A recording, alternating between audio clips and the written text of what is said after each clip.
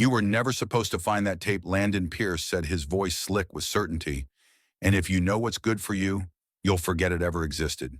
But Marcus Hawke had already pressed play.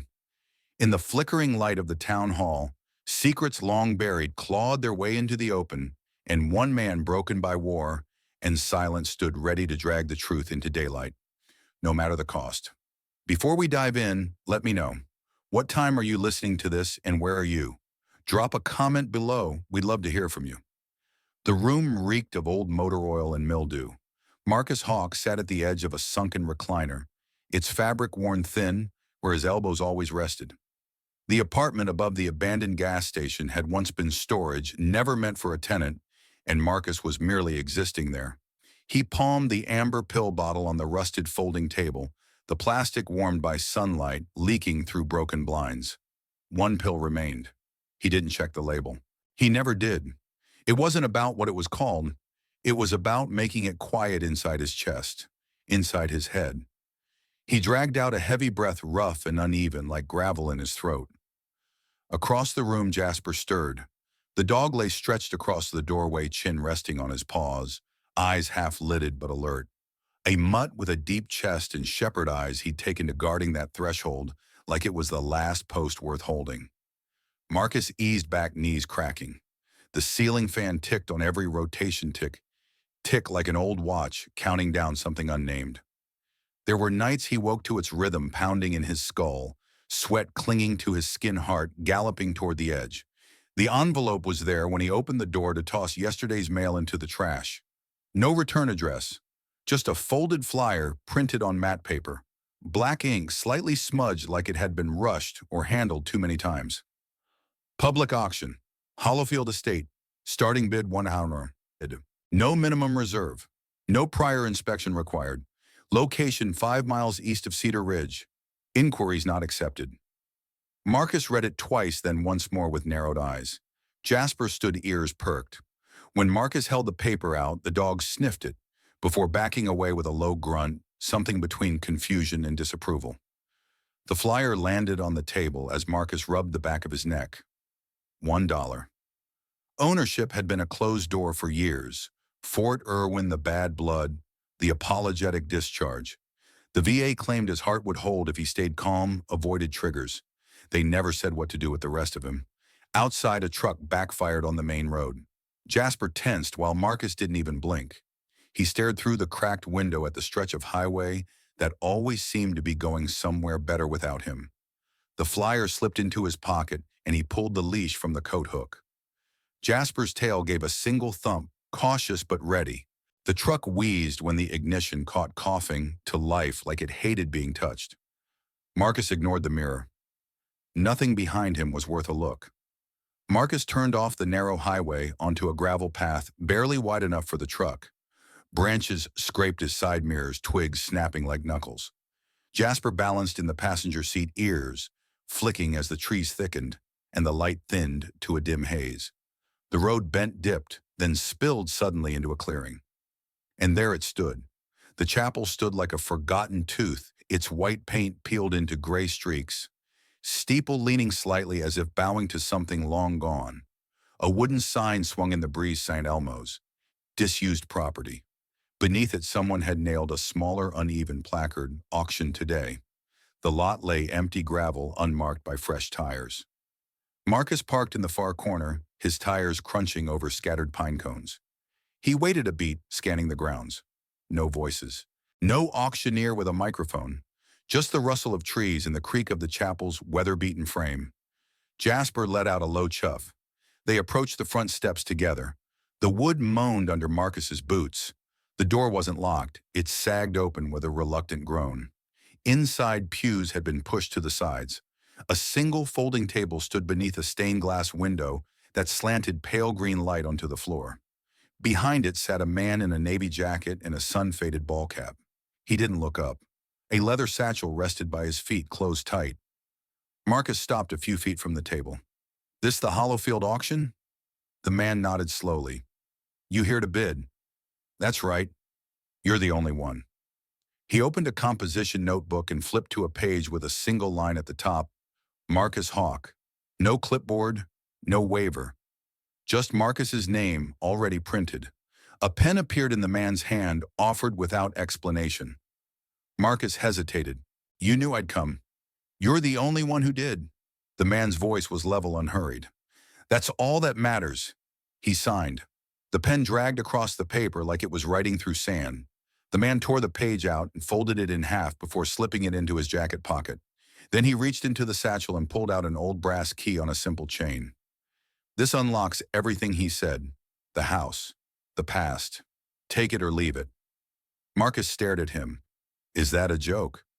But the man didn't smile. He stood, closed the satchel, and walked toward a back door. Marcus hadn't noticed before. Without a glance back, he disappeared behind it. The door shut with a quiet click, the kind that didn't echo but somehow lingered. Back outside, Jasper paced near the truck, sniffing the ground tail stiff. Marcus climbed into the driver's seat and laid the key on the dashboard.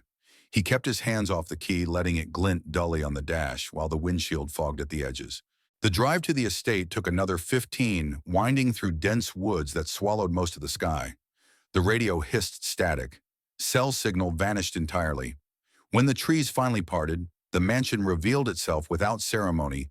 No gate, no mailbox, no sign. Just a clearing then, stone rising out of the ground like it belonged to the earth before the trees ever grew. Hollowfield was massive but not ornate. Its stone exterior was streaked with aged moss, climbing up the western wall like veins. The windows were tall and narrow, black with grime. The air around the place bit colder, though the sun still hovered in a clear sky. Marcus parked and killed the engine. Jasper didn't move. The key turned in the lock with a dull clunk. The front door yawed an inch on its own before he pushed it wider. A stale draft rolled out dust-old wood, something faintly metallic. The kind of smell you don't notice at first but can't shake once you do. They stepped inside.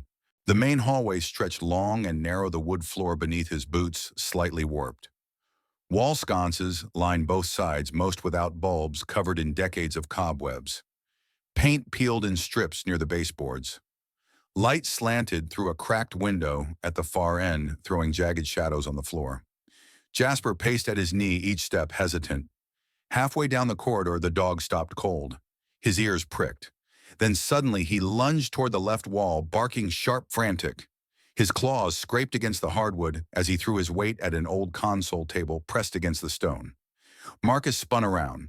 What the hell's gotten into Jasper growled deep in his chest, low and full of warning. He pawed furiously at the wall behind the table nose pressed to the baseboard. Marcus moved closer, heart ticking faster. He crouched and ran a hand along the stones where Jasper scratched. Cold, rough. But one edge caught his palm just slightly out of line with the others. He pulled the flashlight from his jacket and flicked it on, casting a sharp beam across the surface. There near Jasper's paw was a faint seam. Before he could inspect further, a thud sounded somewhere upstairs, heavy, distant. A noise made by weight not settling wood. Jasper spun toward the stairs, muscles taut. Marcus rose slowly, flashlight trembling slightly in his grip as they both turned toward the sound. The beam quivered against the stairwell wall. Another creak, slow, deliberate, rolled through the ceiling above them. Marcus tightened his grip on the flashlight chest, thudding loud enough he swore Jasper could hear it. They waited, listening. Only the wind brushed the shutters, then nothing. No footsteps. No second thud. By morning, neither of them had slept. Marcus drifted in and out, every groan of the old house dragging him back awake. The wind shouldered the windows most of the night, but what unsettled him was the hush that followed that complete drop in sound, like something was waiting. Jasper curled at the foot of the bed, eyes open more often than not. Both looked worn when daylight broke through the cracked shutters in pale stripes across warped boards. Dust hung in the shafts, slow and heavy. Marcus moved through the kitchen with a cup of instant coffee that tasted like wet cardboard. The wallpaper peeled at the corners. Nails stuck out in odd places like they'd been yanked halfway and abandoned. The smell, something between old newspaper and rusted pipe, lived in every room. He hauled a plain toolbox from the truck, hammer, pry bar, flashlight, trash bags. Best to start in the den, biggest room closest to the entryway. One step at a time. Jasper trailed behind, tail-low claws ticking on the floor. He sniffed the corners carefully like he expected something to push back. Marcus dragged old furniture toward the center, a sagging sofa, A bookcase missing shelves. Beneath a moth-eaten rug, dark-stained at the edges, cold stone showed through. The fireplace loomed ahead, choked with soot. On instinct, Marcus reached inside and his fingers scraped metal. A rusted nail. Meaningless, but cold. Jasper barked once sharp and urgent. He planted himself by a groove in the floor beside the brick wall, scratching harder each time. Marcus knelt, flashlight sweeping over the spot. At first the stone looked normal, dusty worn. Then the beam caught a thin seam forming a neat square. Almost too neat. A hatch. Marcus paused, every muscle braced. He reached for the pry bar, wedged it into the crack, and pressed down slowly. It gave with a reluctant creak.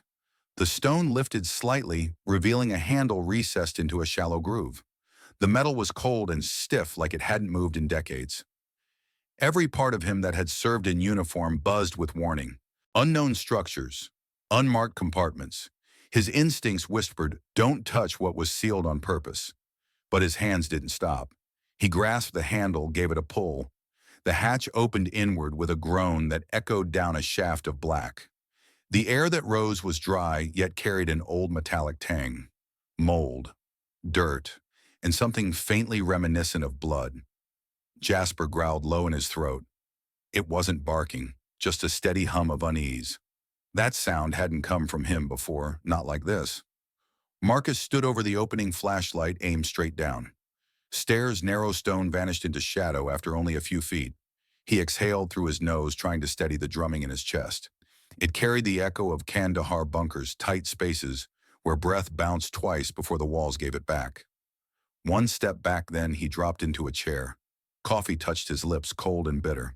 The dark rectangle gaped in the floor as if it might close itself, but it didn't. The hatch stayed open. Metal groaned when Marcus pushed it shut again. Fingers rubbed at his temples. Pressure swelled behind his eyes, not pain, yet just warning. A tarp came down over the hatch boxes, stacked on top weight, pretending to undo what had begun. Turning toward the fireplace, he reached for the flue. A sudden chill brushed his neck like a breath, skimming too close. The lock on the hatch was old, rusted, gritty, stubborn as hell. Crouched with pry bar in one hand, flathead in the other, Marcus felt sweat prick beneath his shirt, despite the cold, leaking up from the stone below. Jasper sat a few feet off, fixed on that spot with unnatural stillness. No growl now, only eyes locked to the tarp-covered outline. Steel bit deeper into the corroded keyhole. A reluctant click, then a loud snap. The hasp fell in two rusted pieces. The tarp slid aside and the hatch yawned open, the smell rising, undisturbed, sharper, colder, carrying a dormant stillness. Flashlight beam carved into the drop. Stairs angled steep and uneven. Careful, Marcus descended, one hand braced to the wall. Jasper whined softly at the top, then followed, hesitant but unwilling to let him go alone. The basement ceiling was low, forcing Marcus to duck as he stepped onto the packed dirt floor. The air hung dense with mildew and a coin-bright tang. Brick lined the far wall where wooden shelves bowed under the weight of boxes and dented filing cabinets. A single overhead bulb dangled in the center, but when he tugged the chain, nothing happened. Burnt out. Of course. He moved deeper, sweeping the flashlight from left to right. Cobwebs draped from every beam. The first few boxes held nothing useful. Rotting papers, cracked binders, water-damaged folders stuck together. But then he opened a dented metal case and stilled. Stacks of manila folders stamped with military insignias. Some marked with red ink, others labeled with acronyms that hadn't been used since the 80s. Inside one folder, photocopied ID cards, handwritten reports, surveillance photos. One in particular caught his eye, Project Ledgepole, Asset Index. He turned the page with care. Dozens of names, last known locations, unit numbers, notes in shorthand he hadn't seen since active duty. Next to several names, someone had written in pen asset. Non-returnable. He scanned the names again. Most were listed as MIA. But here, they were assets, commodities, numbers in a system. People had been recoded, not missing, reassigned. He blinked, hand tightening around the folder.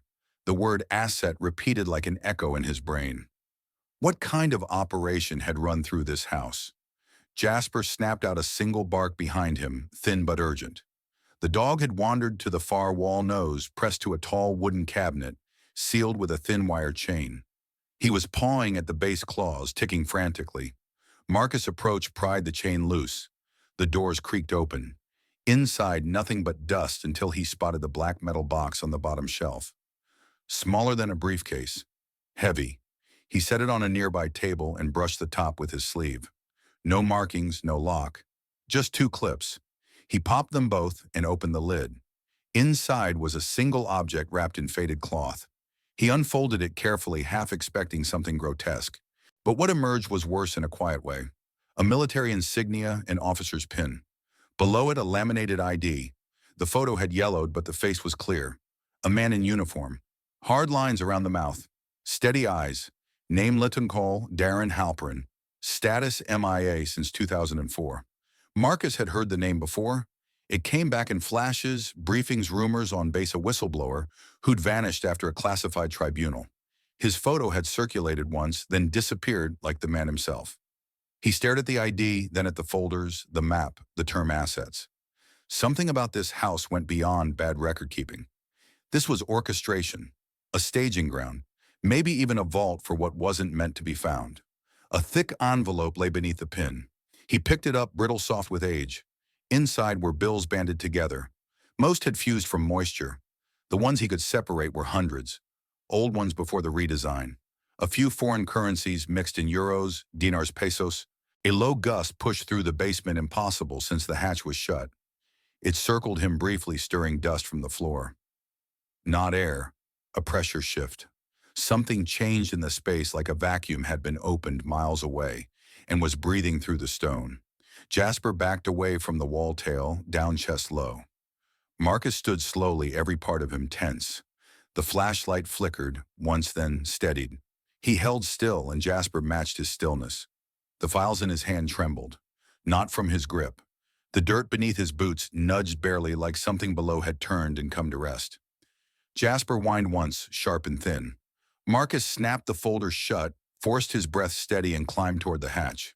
By the time he stepped off the porch with a can of nails, the weight of the basement still clung to him. Gravel crunched.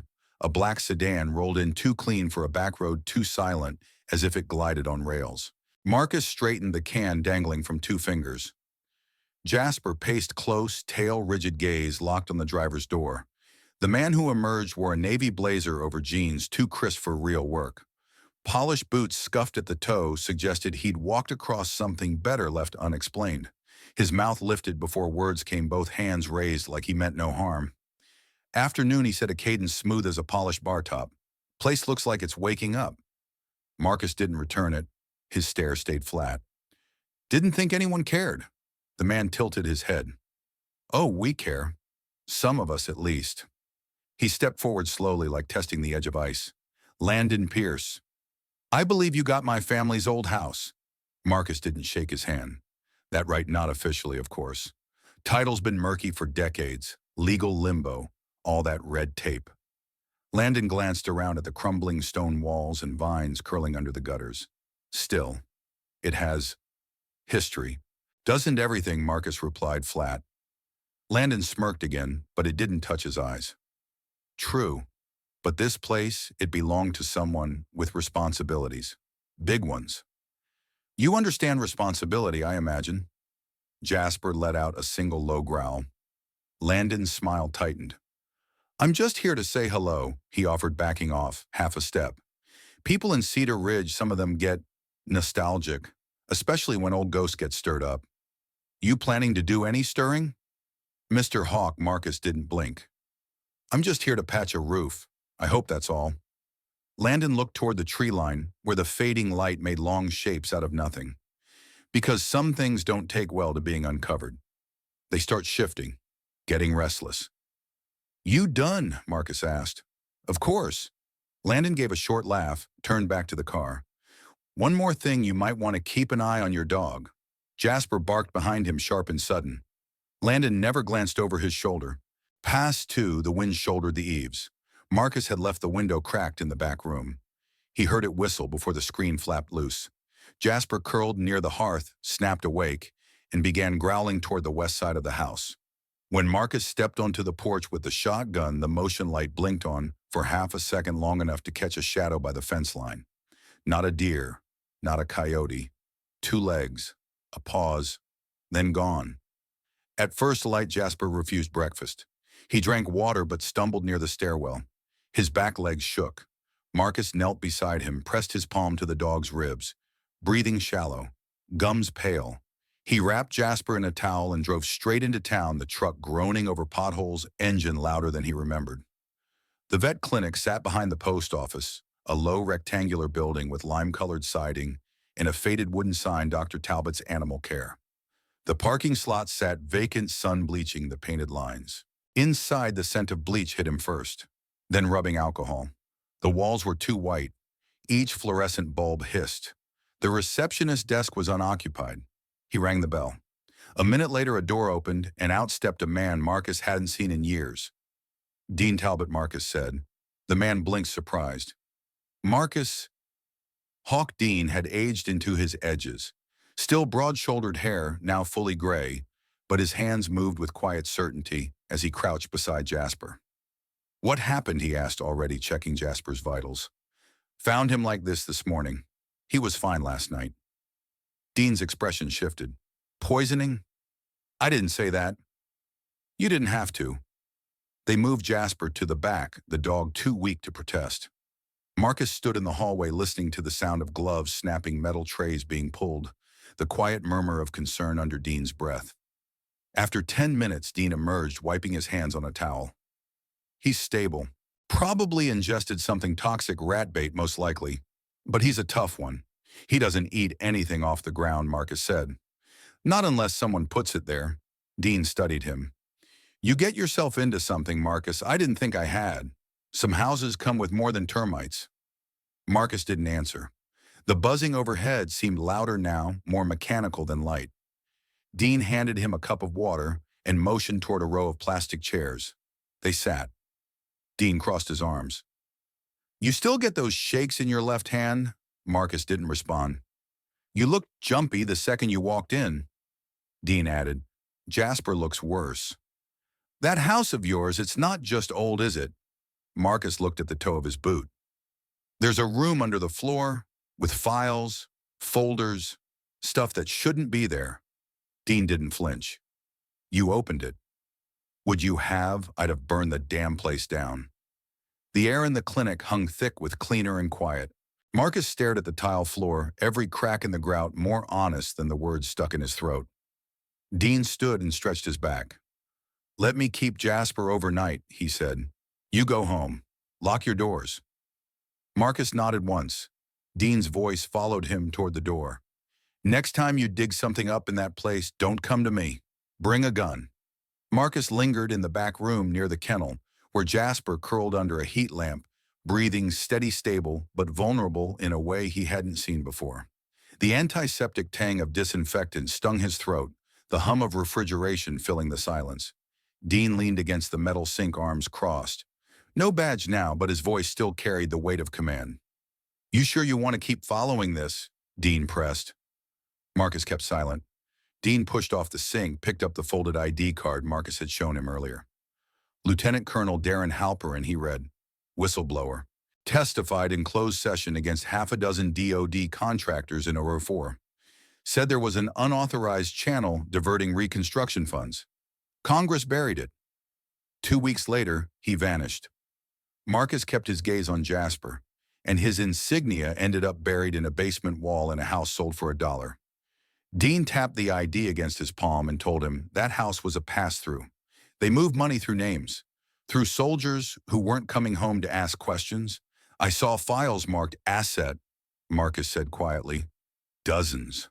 Names I recognized from back then." Dean nodded, eyes hardening. They called them assets so they could move the paperwork without it raising flags. People become numbers. Numbers don't make noise. Marcus looked over. And Halperin, he was noise. Dean's voice dropped. They silenced him. Back at the truck, Marcus drove without a word, the road blurring into pine and cracked pavement. The sun had dropped below the tree line by the time he reached the edge of Cedar Ridge. The gas station he used to live above looked like it hadn't been touched in months. Faded graffiti still covered the pump shelter, and the door hung slightly ajar from the time he kicked it in to get a rusted toolbox. He nosed up to the curb. The street lay bare of headlights, just the drone of cicadas thick in the air and a piece of gutter flapping gently in the breeze. Inside, dust veiled every surface. The couch springs had collapsed. A line of ants marched across the windowsill like they'd claimed it long ago. Marcus headed to the closet near the back wall, pulled the cord to the ceiling hatch, and climbed up into the crawl space. The shoebox was right where he'd left it, tucked behind insulation and a broken fan blade. He opened it on the floor. Junk mostly. Receipts, a dull pocket knife, a tarnished dog tag. But underneath there were 3 folders he hadn't looked at in years, leftovers from the discharge process records he never shredded. And a single folded envelope. No stamp, no seal. The paper was brittle knife-lined creases threatening to crack. It had been typed on a mechanical typewriter, the ink faded to a bluish gray. The heading read, "To Senator William Nowak, Senate Armed Services Committee," from Lieutenant Colonel Darren Halpern. Marcus unfolded it slowly, every movement deliberate. "Sir, if this reaches you, then I've taken a step too far. The Hollowfield property in Cedar Ridge is being used as a staging point, not for weapons, for money. Paper trails are being washed through accounts belonging to MIA personnel, soldiers officially gone, but financially alive. They're routing funds through asset reallocations, keeping the names alive on paper. Every missing soldier adds another 0 to someone's bonus. I am attaching everything I have. If this dies with me, the system wins." There was no attachment. Marcus sat back on his heels, heart pushing against his ribs. The envelope had been here the whole time, unsent, unfiled. Just waiting. Back at Hollowfield, the house loomed darker than before, its windows lit faintly by the last color in the sky. He parked, engine ticking as it cooled. The forest around the property stood still, too still, like it was holding its breath. He opened the side door and walked through the kitchen, paper still in hand. No creaks, no movement, but a pressure in the air now heavier than any hush. He stepped into the yard, boot heels pressing damp soil. The sensor light sputtered as he reached for the switch, 1 flash, then 2 before the yard fell black. Darkness held a beat too long before Marcus pushed past the house and into the trail behind Hollowfield. Branches snapped underfoot, others scraped his jacket like brittle fingers. Dean moved ahead with a deliberate pace, shotgun slung loosely at his side, eyes tracking the treetops before the ground. Neither man spoke, a hush you slip into when wordless stretches feel more honest than talk. The photocopied map was grainy and frayed at the corners from being thumbed too often. A red marker X was drawn on the lower right quadrant. No coordinates, just a crude sketch of topography and a line of trees. Quarter-mile, Dean had said, tapping the page with a calloused finger. Give or take. Jasper shadowed Marcus with his nose skimming the forest floor, tail low yet steady. The dog's gait was measured, not anxious yet, but Marcus could feel a tension coiled in the air, like the trees were holding something in their branches. They found the slab of concrete beneath a thick layer of pine needles, half buried in wet leaves and wild overgrowth. Dean crouched and scraped the debris aside with his boot, revealing cracked gray stone, the kind poured quick and cheap. Old military, temporary use. Marcus stepped around the edge, scanning for any marking. Nothing. No plate. No bolts. Just cement set in the middle of nowhere. He knelt and set his palm on it. The slab was cold and undisturbed. Dean pried open one of the wooden crates beside the slab. The lid came off in a single creak. Inside, empty canvas sacks stained dark. A rusted radio transmitter with a broken antenna. A molded stack of dog tags, some still looped on their chains. No names on them, just numbers etched with a punch press. This wasn't a station, Dean muttered. It was a drop. For what Dean held up one of the tags, expression tight. Whatever someone didn't want traced. Marcus turned, stepping farther toward the tree line, when something caught his eye, indentations in the wet earth leading away from the slab. Boot prints. Fresh, still holding their shape. He raised a hand to get Dean's attention, just as Jasper froze beside him, nose lifted, ears pinned. A single rifle crack snapped through the trees, sharp and unmistakable. They dropped. Marcus hit the dirt shoulder first as adrenaline spiked. Dean rolled behind, the slab hand on the shotgun, scanning the treetops. Jasper barked once, then levered himself across Marcus's chest and anchored him with his weight. A second shot rang out closer, splintering a tree trunk 10 feet behind them. Bark exploded outward in a burst of dust and sap. "Move," Dean hissed, grabbing Marcus by the collar. They scrambled toward a ridge on the east side, crawling through underbrush sticks, snapping under their knees. The sound of another shot whistled past them, then silence. Marcus's chest burned. His limbs were slow heavy. He collapsed behind a fallen log, gasping. His vision smudged at the edges like a mirror milking over. The air felt too thin. His heart beat wild and out of rhythm, a hammer without a handle. His left hand clenched involuntarily, then twitched. The tremor started behind his eye and spread. Jasper nudged under his arm, whining softly. Then the dog climbed halfway across his chest, pressing down. It wasn't random he'd done this before. When the shakes came, when the panic spiraled too fast to stop, a warm, living weight. A tether. Dean knelt nearby, eyes still on the trees, shotgun aimed low. "You good?" he asked. Marcus couldn't answer right away. He focused on Jasper's breath, the steady rise and fall, the slow rhythm grounding him. Another minute passed before Marcus sat up. Sweat ran down the back of his neck despite the cooling air. He blinked hard, clearing the fog from his vision. Dean motioned with 2 fingers, and they continued slower now, but deliberate through the underbrush until the tree line began to thin. The trail home was unmarked, the forest changing shade with each step, as if the shadows had grown teeth. They broke into the clearing behind Hollowfield just as the last of the light disappeared. The house loomed ahead, half lit by the dying sun. Marcus stopped short, the rear door hung ajar, breathing a draft from inside. He slipped inside, every board under his boots giving a strained creak as the draft pulled him toward the stairwell. One hand slid along the wall until his fingers found the attic cord. The door groaned like a bone out of socket as he dragged it down the ladder, shuddering under his weight. Dust sifted with every rung, veiling his hair and stinging his throat. Below Jasper, paced ears twitching at the stale air drifting down. The attic looked untouched for decades, crates sagging like tired shoulders, some scrawled with cursive faded to near invisibility. The beam from Marcus's flashlight jittered across water-stained rafters and nests long abandoned. Cobwebs webbed the corners in thick silvery nets. The place carried an iron tang over wet wood and stale varnish residue of forgotten things. He crouched near a stack of military trunks, their corners dented and straps cracked with age. One bore a faded stencil, H. Halperin. The name struck him like an elbow to the ribs. Dean's words from the kitchen that morning echoed back. Halperin, the whistleblower, who vanished 2 weeks after claiming to have proof paper trails, diverted Reconstruction Fund's ghost paychecks tied to missing soldiers, declared MIA, officially forgotten. Inside the trunk, warped paperbacks, swollen from humidity, a military jacket folded with reverence, and wrapped beneath them a battered VHS camcorder.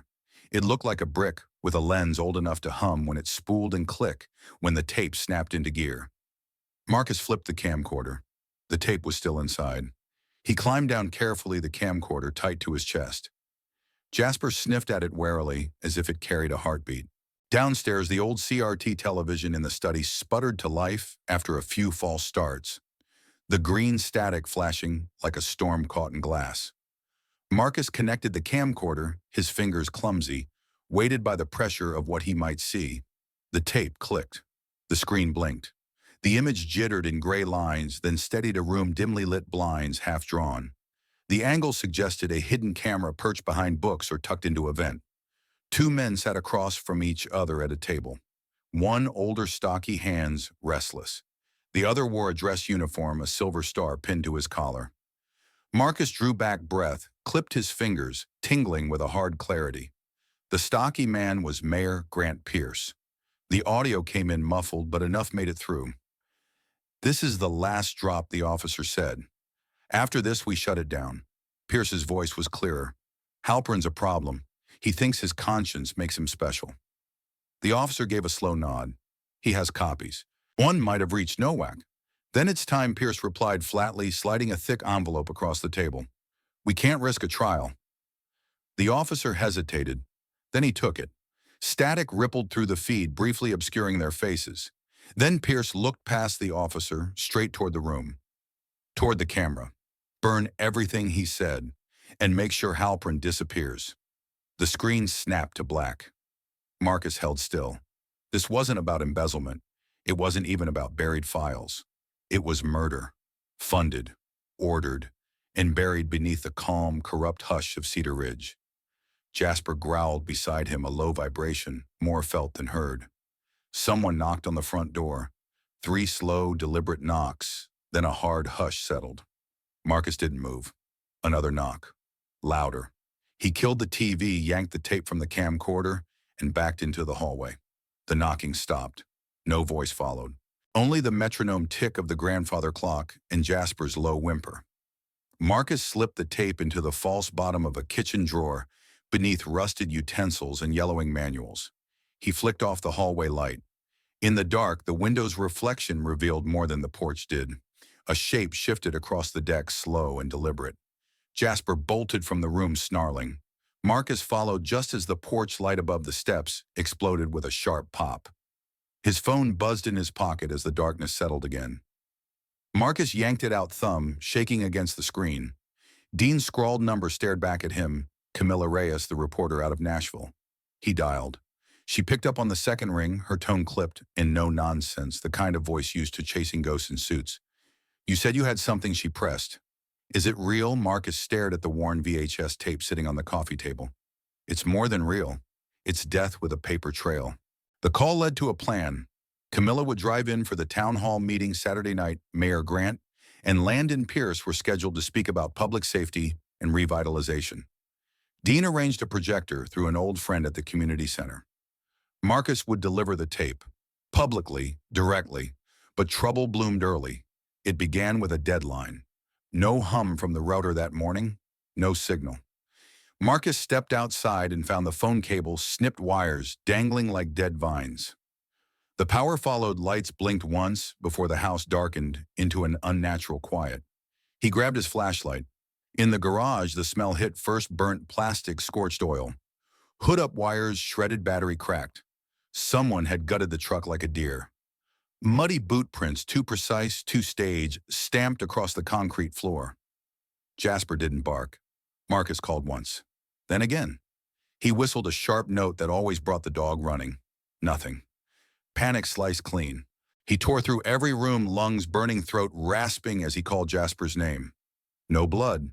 No broken window. Just the absence. The leash still hung by the door. Then he saw a scrap of paper tucked under a rock near the steps. "Stay quiet. You've been warned once." His hands trembled. Vision pulsed at the edges. Heat climbed his neck, chest tight like hands pressed against his windpipe. For a moment he thought his heart might stop cold. Then something inside him shifted. He neither cried nor raged. He steadied himself and stood. When Camilla arrived, her blue Subaru humming like a lullaby in the drive, Marcus was already packed. The tape sat inside a rusted metal lunchbox that once held his meds. Now it carried truth. "He's gone," Marcus said, sliding into the passenger seat. Camilla blinked. "Who?" "My dog." She stared, then reached across the console and gripped his shoulder, not gently, but like anchoring a man to shore. "Let's burn them," she said. The drive into town ran taut and charged. Camilla wore a denim jacket pinned with press badges from protests and rallies. Her camera rested on the dash like a sidearm. Marcus held the lunchbox in his lap. He didn't blink much. The town hall glowed ahead, white brick green shutters, flags fluttering in the dusk. Inside, rows of folding chairs faced a long table, where Mayor Grant and Landon already sat, smiles sharp as razors. Portraits of former mayors lined the wall faces, fixed and unsmiling in their gilded frames.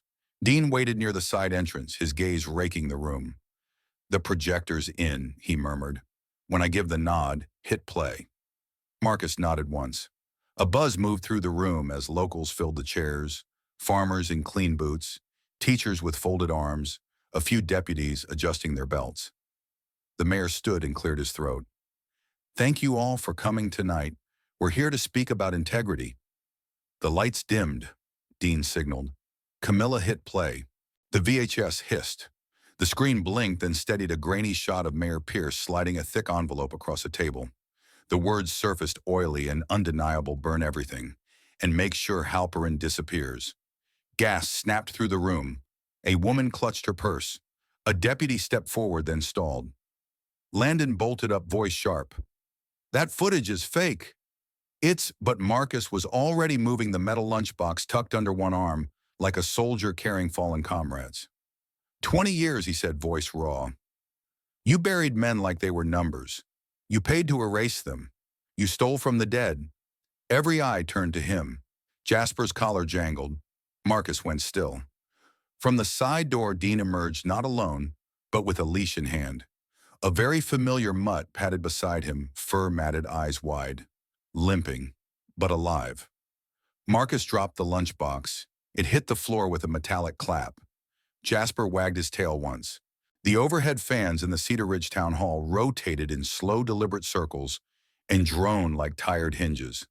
Beneath their lazy spin rows of folding metal chairs, filled with familiar faces, teachers in worn cardigans, farmers with sun-creased brows, postal workers and churchgoers in Sunday attire, though it was only Thursday. The smell of floor wax and old paper clung to the wood-paneled walls like forgotten promises. Marcus stood near the back spine, stiff hands tucked under crossed arms. His eyes roved, tracking ceiling creases, exit signs, the backs of heads. His breath was shallow, clipped at the edges, like something inside him refused to let all the air in. Camilla hunched over the projector near the side aisle, threading wires and checking the feed with careful fingers. Every few seconds, she looked up, not at the mayor, not at the crowd, but at Marcus. A quiet check-in. A tether. Dean leaned against the side door, chewing a toothpick cowboy hat, tilted low enough to cast half his face in shadow. He hadn't spoken much on the drive. He didn't need to. Mayor Grant Pierce took the podium with the kind of poise only years of manipulation could sharpen. His smile was bright, almost too white beneath the fluorescent lights. His tailored navy suit caught the overhead glow like polished armor. Folks, he began, voice smooth. We've all heard the rumors. The noise. But let me remind you, this town has stood for over 100 years on one thing: trust. Trust in our values, in our history. He gestured toward the framed portraits on the wall behind him. Generations of leaders stared down, faces fixed and unsmiling. One of them, Grant's father, seemed to be watching more intently than the rest. We don't need outsiders stirring. Marcus stepped forward. The microphone screeched a metallic shriek that sliced the air. I'm not an outsider, Marcus said, voice level, but cold. I bled for this country, for this town.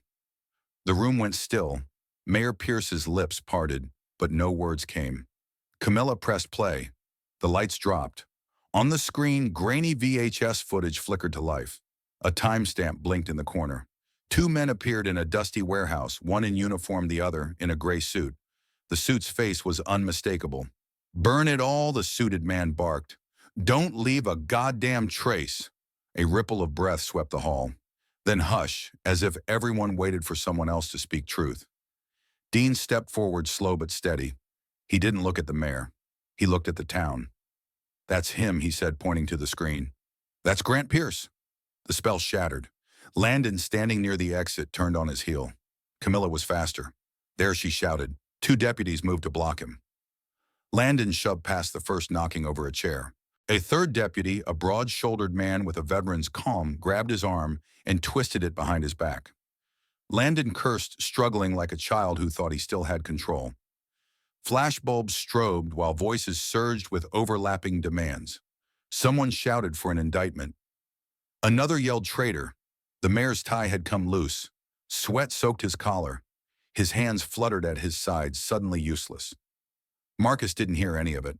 His ears rang. A movement near the door caught his eye. Low to the ground, slipping through legs and sidestepping boots, a brown streak darted forward. Jasper. Jasper, Marcus breathed. The dog was filthy, matted with burrs and dried mud. A frayed rope dangled from his collar. A shallow gash near his ear had crusted with blood. But his eyes, those bright, earnest eyes, never wavered. He barreled into Marcus's legs with the force of a bullet and the softness of memory.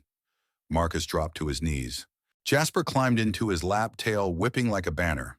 Voices rose behind them, but Marcus buried his face in the dog's neck, inhaling the musty scent of fur in relief. He didn't cry, but something unlatched inside an iron plate, giving way. Dean crouched beside them, placing a hand on Marcus's shoulder without a word. Behind them, the footage kept rolling. Burn it all. Don't leave a goddamn trace. But someone had. And that someone at last was done hiding. The stillness in the Hollowfield house wasn't peaceful. It hovered thin and uncertain like the moments right after a gunshot before anyone checks who's been hit. Marcus sat in the waiting area of the veterinary clinic, elbows on his knees, hands clutched around Jasper's old collar. The metal tag tapped against his knuckles in an uneven rhythm. Across from him, a clock ticked with medical detachment. Cold, precise. The kind of time that didn't care what had happened last night. Jasper lay in the back, sedated. A fluid line ran into his front paw. The vet had said he was lucky. The sedative in his system had been meant to incapacitate, not kill. That should have been reassuring. It wasn't. Dean leaned against the wall near the door, arms folded. His badge sagged on his chest as if weary of the weight. He hadn't spoken since they arrived, but his presence filled the space, solid, reliable. The television in the corner rolled continuous news coverage. Grainy footage of the town hall meeting cycled on loop. Camilla's voice, narrating the shaky VHS feed, the mayor's face frozen mid-sentence, like he'd been caught between a lie and a breath. Mayor Grant Pierce has been taken into custody, pending federal investigation, the anchor announced. Allegations include conspiracy, obstruction of justice, and possible involvement in the disappearance of military officer Lucas Halpern. Dean finally exhaled through his nose. About damn time. Marcus gave no answer and fixed his eyes on the floor where old scuff marks curved like faded crescents in the tile. His heart wasn't racing anymore. It wasn't doing much of anything, just existing, a slow thud behind his ribs. Later that day, the sheriff's department had asked Marcus to come in again. They offered him a formal statement to sign, a press briefing to attend. The governor's office sent an inquiry. Would he accept the Distinguished Civilian Medal?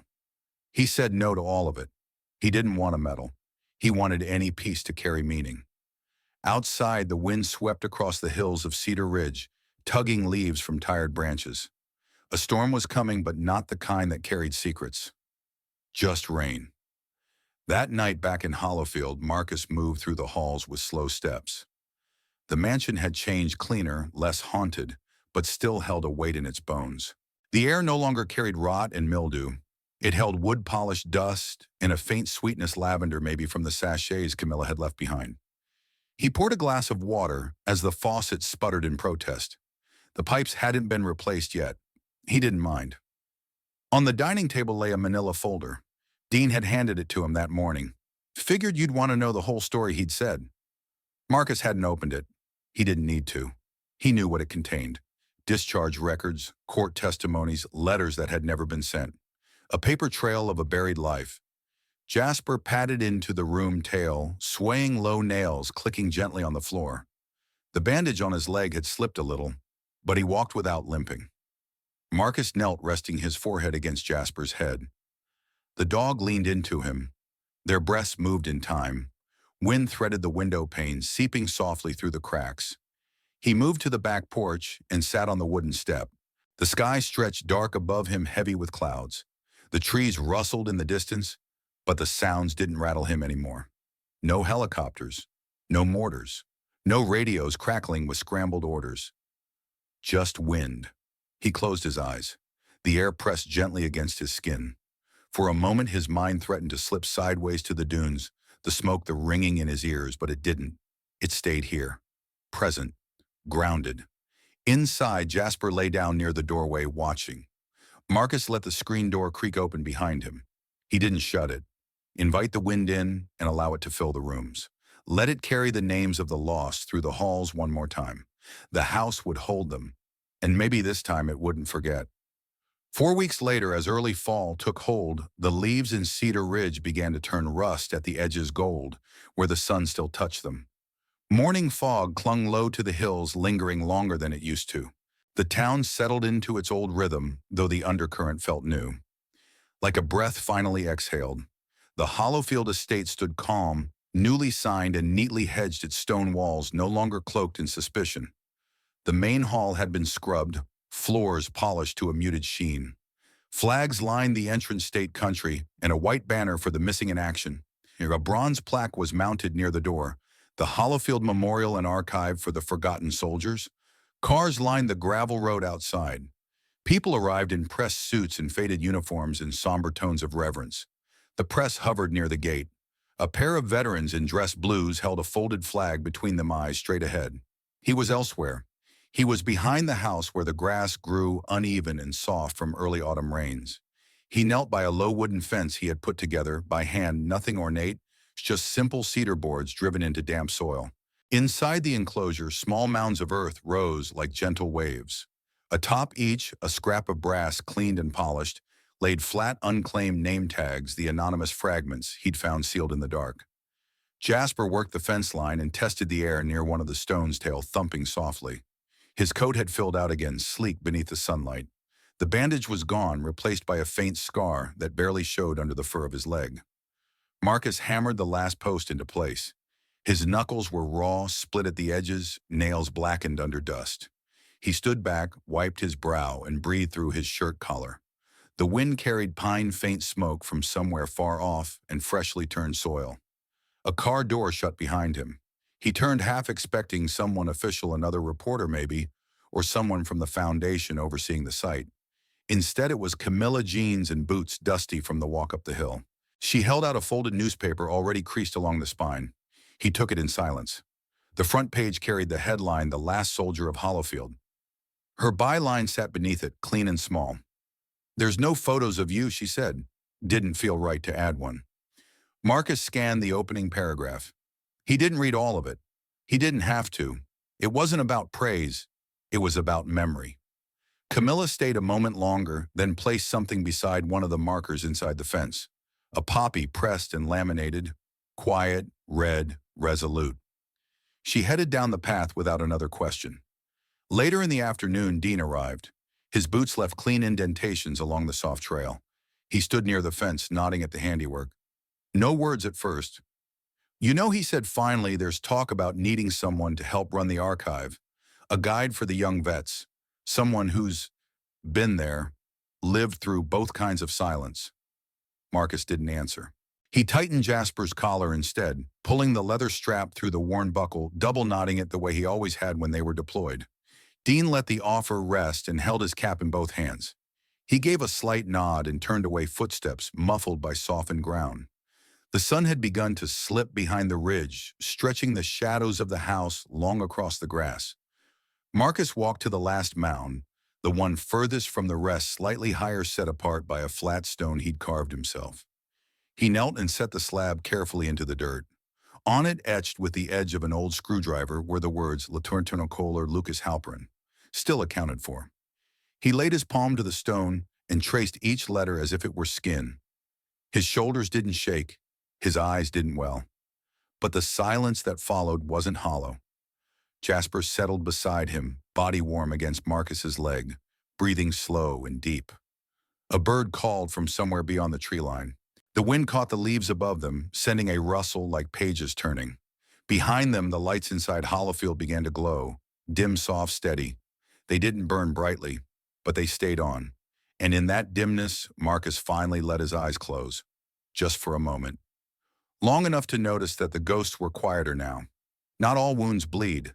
Some bury themselves in silence, in names left off memorials, in the weight of what should have been remembered. But healing doesn't always come from forgetting. It comes from choosing to stand, even when your voice shakes. Marcus Hawke didn't set out to be a hero. He just refused to look away. If this story moved you, subscribe to our channel and stay with us for the next journey into light and shadow.